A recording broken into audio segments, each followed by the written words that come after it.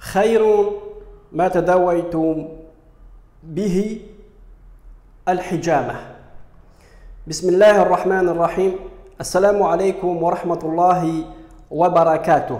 Chers frères, chères sœurs, on entend depuis quelques jours que la hijama est très bénéfique après le vaccin contre le Covid-19 ou le coronavirus. On entend aussi dire que il ne faut pas faire la hijama après le vaccin du coronavirus. C'est pour ça que j'ai décidé de faire cette vidéo. Comme ça, tout de suite, je n'ai pas préparé de texte, ni je n'ai pas fait de recherche. Mais ce que je vois sur les réseaux sociaux, sur Facebook, sur Twitter, sur Instagram, ou même des naturopathes ou des praticiens de la hijama faire carrément des articles là-dessus. Le vaccin et la hijama. Est-ce que la hijama est bénéfique après le vaccin ou bien est-ce que la hijama est dangereuse après le vaccin du Covid-19? Tout d'abord, je voulais dire, mes chers frères et mes chères sœurs, en islam, bien sûr, aux croyants, aux musulmans pratiquants, Allah Jalla wa Ala, il a dit Fas'alu ahla dhikri in kuntum la ta'lamun. Quand Allah Jalla wa Ala parle des gens de science, ce n'est pas que les savants de la religion, mais aussi les savants de la médecine, les biologistes ou un savant qui est expert dans son domaine. Ici, nous avons deux cas de figure. Nous avons le premier cas de figure dans le vaccin qui est est-ce qu'il est bénéfique de faire la hijama après un vaccin ou bien est-ce que c'est dangereux de faire la hijama après le vaccin? Tout d'abord, que disent les spécialistes de la hijama à ce sujet? Il y a divergence. Certains médecins disent qu'il est dangereux ou ne sert à rien. Et puis ils donnent leur raison à cela. Et nous avons d'autres experts, aussi d'autres médecins de la hijama qui disent que non, justement, c'est bénéfique de faire la hijama après le vaccin du Covid-19. Ensuite, mes chers frères et mes chères sœurs, je ne sais pas comment vous faire passer le message. Si vous n'êtes pas expert dans la matière, barakallahu fikum, ne parlez pas, taisez-vous. Ne dites pas, il est bien de le faire, ou bien non, ça ne sert à rien. Pourquoi? Parce que Allah Jalla wa Ala, il a dit Fas'alu ahla dhikri in kuntum la ta'lamun. Nous sommes dans l'obligation de demander aux gens de science qu'est-ce qu'ils en pensent. Est-ce que la hijama est bénéfique ou est-ce que la hijama ne sert à rien après le vaccin?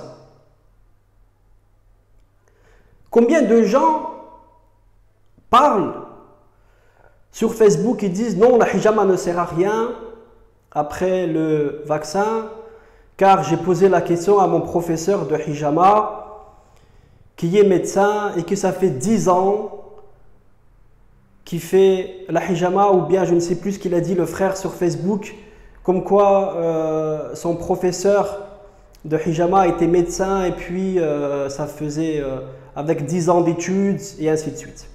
D'accord, très bien, c'est une bonne chose qu'il a pris la vie de son médecin. Maintenant, que peut-on dire quand Muhammad sallallahu alayhi wa sallam il a dit Khayrun ma tadawaytum bihi al-hijama. Le meilleur de vos soins, c'est la hijama. Et aussi, je vais vous citer un autre texte. Qu'est-ce qu'on peut dire de quand Ibn al-Qayyim al-Jawziyya il dit dans son livre La médecine prophétique, la hijama permet de nettoyer le sang par la surface de la peau. La hijama permet de nettoyer le sang par la surface de la peau. Ça, c'est Ibn al-Qayyim al-Jawziyya qui l'a dit, rahimahullah. Il y a d'autres spécialistes qu'on connaît très peu, car ils ne s'affichent pas ou ils n'ont pas beaucoup d'élèves, qui habitent en Arabie Saoudite, qui sont dans des cliniques, ou qui sont dans des cliniques aussi aux Émirats Arabes Unis, que je connais moi personnellement, et que je suis en contact avec eux. Eux, ils disent que justement, la hijama est très bénéfique, car ça permet de nettoyer et de réguler notre sang, ou bien tout simplement la circulation sanguine dans notre corps. Par contre, est-ce que, là où je veux en venir, est-ce que on peut dire que la hijama n'est pas bénéfique, ou est-ce que la hijama est bénéfique après le vaccin? Tout d'abord, nous n'avons pas assez de recul à ce sujet, car il nous faut des preuves scientifiques. Est-ce que la hijama est bénéfique ou est-ce que la hijama n'est pas bénéfique? Comme il a dit le frère sur Facebook, dans un de ses commentaires, que son professeur, qui était médecin, il a cité certains bienfaits de la hijama, qu'est-ce que ça faisait, et donc qui pouvait contredire l'efficacité du vaccin, ou bien encore pire, nuire à notre corps.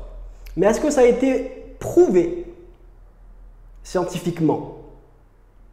Non. Personne n'a fait d'études à ce sujet-là. Personne n'a fait d'études à ce sujet-là. Aujourd'hui, ça fait depuis quelques jours où le président de la France a dit qu'il fallait être vacciné. Du coup, tout le monde s'est affolé et tout le monde a dit « ouais, je vais faire le vaccin, puis après je vais faire une hijama ». Et puis les commentaires, il ne faut pas la faire car ça ne sert à rien, ou bien si il faut la faire car ça va enlever, ça va nettoyer le sang. Ou je ne sais pas ce qu'ils disent.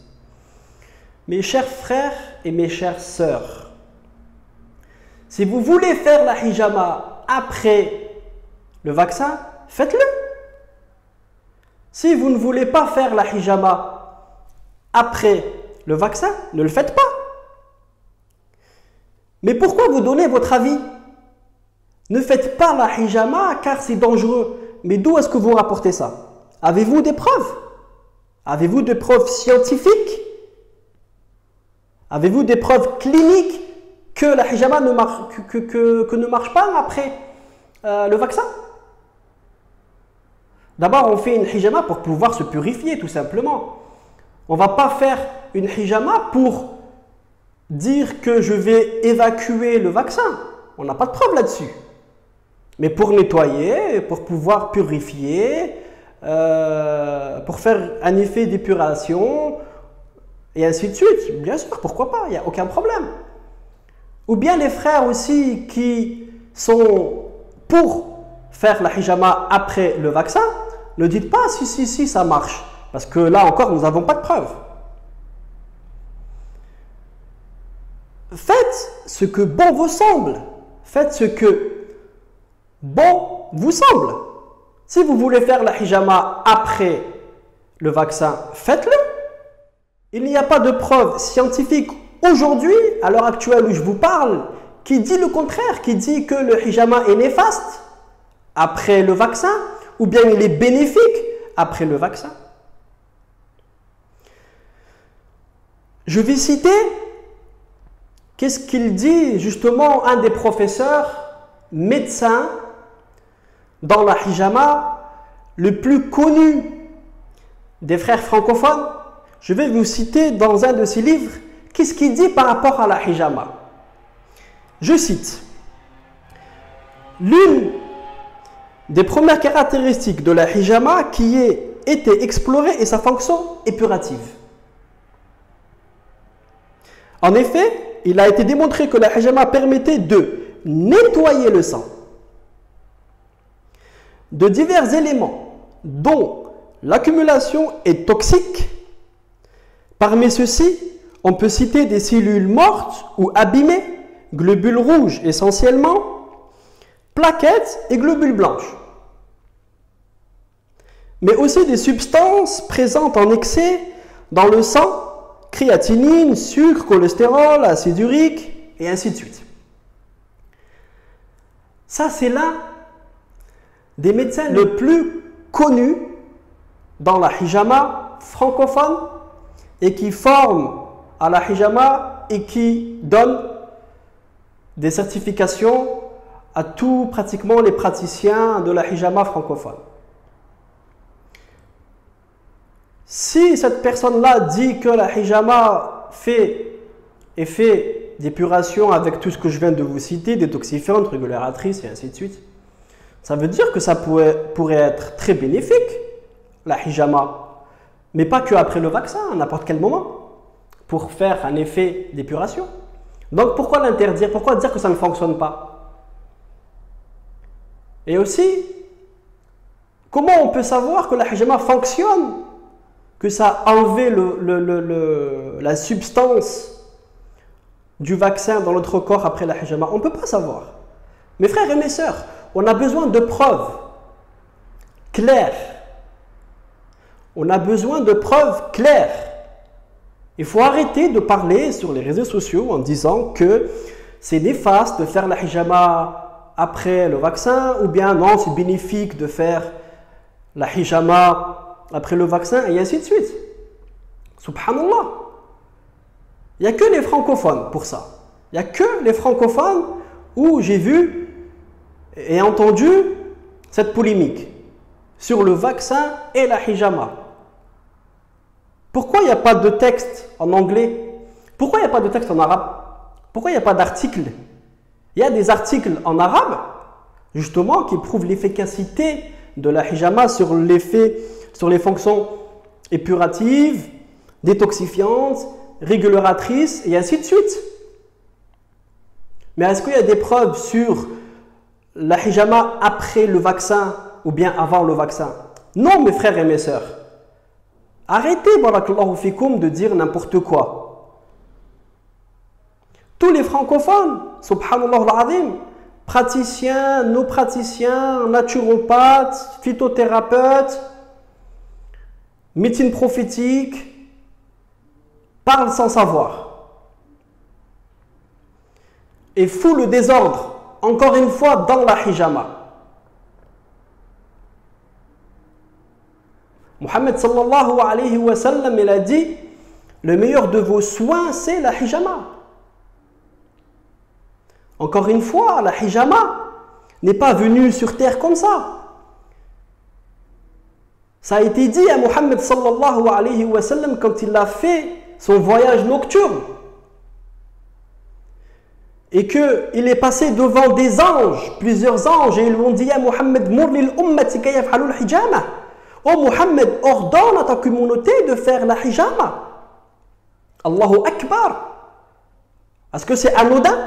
Là, je parle pour mes frères et mes sœurs, bien sûr, qui sont croyants et croyantes, qui sont musulmans, qui attestent qu'il n'y a de Dieu que Dieu et que Mohammed sallallahu alayhi wa sallam est son envoyé.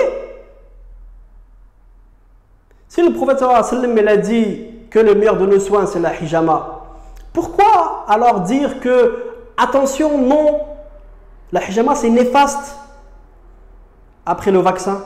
Pourquoi on doit dire ça? Ou pourquoi on doit mettre en garde la hijama après le vaccin? Ou pourquoi on met en garde que la hijama c'est carrément néfaste, qu'il ne faut pas la faire? Ou bien ceux qui commentent, ah non, la hijama ça ne sert à rien après le vaccin. Et taqillah jalla wa ala. Craignez Allah jalla wa ala, qui nous a créés que pour l'adorer. Et est-ce qu'on est meilleur que les anges? Est-ce que les médecins qui ont 10 ans d'études, 15, 20 ans, 30 ans d'études, qu'ils ont des doctorats, qu'ils ont été diplômés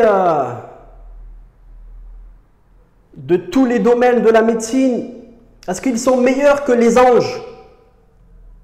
Quand les anges, ils ont dit au prophète sallallahu alayhi wa sallam, Ya Muhammad, moulil ummati kaf'alul hijama. Est-ce que les meilleurs scientifiques, même s'ils se réunissent tous aujourd'hui, peuvent dire ça sans preuve? Non, mes chers frères et mes chères sœurs, non, non, non. Je commence un peu à m'énerver, mais subhanallah, c'est ajib, c'est incroyable. C'est pas parce que je suis médecin ou la personne elle est médecin et qui fait la hijama depuis 15, 20, 30 ans et qui dit non, attention, faites pas la hijama après le vaccin car ça peut nuire, car ça peut faire ceci, circulation, c'est un vaccin fait de ceci, de cela, donc subhanallah. Mes frères et mes sœurs, si vous voulez faire la hijama après le vaccin, faites-le. Si vous ne voulez pas faire la hijama après le vaccin, faites-le pas. Mais laissez les autres tranquilles. Laissez le choix. Pourquoi vous ne laissez pas le choix entre le fait de faire la hijama après le vaccin ou de ne pas faire la hijama après le vaccin? Les frères, ils n'ont aucune science dans le domaine de la hijama et ils parlent. Ne faites pas la hijama ou bien faites la hijama. Subhanallah. Craignez Allah Jalla wa Ala. Arrêtez les polémiques. Faites la hijama ou faites pas la hijama. Déjà, la hijama, elle est attaquée dans tous les sens. Elle est attaquée dans tous les sens car il y a des praticiens qui font encore la hijama avec des lames de rasoir, qui ferment des cabinets, qui poursuivent des praticiens, alors que le prophète sallallahu alayhi wa sallam a dit que c'est le meilleur de votre remède, c'est la hijama. Continuez et puis ensuite ils vont nous fermer les cabinets et ainsi de suite. Et parlez avec science. Parlez avec science et preuve. Celui qui dit que la hijama va interférer avec je ne sais pas ce qu'il y a dans le vaccin et ainsi de suite, attention, ça va interférer, ça risque de faire un effet secondaire, ainsi de suite, et patating et patata. Mon frère, tu as une preuve là-dessus? Tu avais des essais cliniques? Tu as écrit un article dessus pour dire que ça va, la hijama va interférer? Peut-être que, mumkin, Allahu a'lam, mais il vaut mieux pas la faire. Non, mon frère. Laisse. La niya, elle est très importante. Si une personne, alhamdulillah, elle a la niya, que c'est Allah qui guérit, que c'est Allah qui nettoie, que c'est Allah qui fait l'épuration, que c'est Allah qui fait tout. Donc, je vais prendre le hadith du prophète sallallahu alayhi wa sallam qui dit le meilleur de votre traitement, c'est la hijama. Donc, je vais faire la hijama. Mais si j'ai peur de faire la hijama après le vaccin, car on ne sait toujours pas qu'est-ce qu'il en est par rapport au vaccin, est-ce que je la fais ou je ne la fais pas? Ben, je ne la fais pas, je préfère m'abstenir. Mais j'ai le droit de m'abstenir. Par contre, je n'ai pas le droit de dire aux autres, faites-le pas. Ou faites-le. J'espère que mon message, il est percutant, Inch'Allah ta'ala. Laissez les frères et les sœurs tranquilles. Laissez la umma tranquille. À la hijama, les frères et les sœurs, c'est exceptionnel. C'est exceptionnel. سبحانك اللهم وبحمده أشهد أن لا إله إلا أنت وأستغفرك وأتوب إليك والحمد لله رب العالمين. السلام عليكم ورحمة الله وبركاته.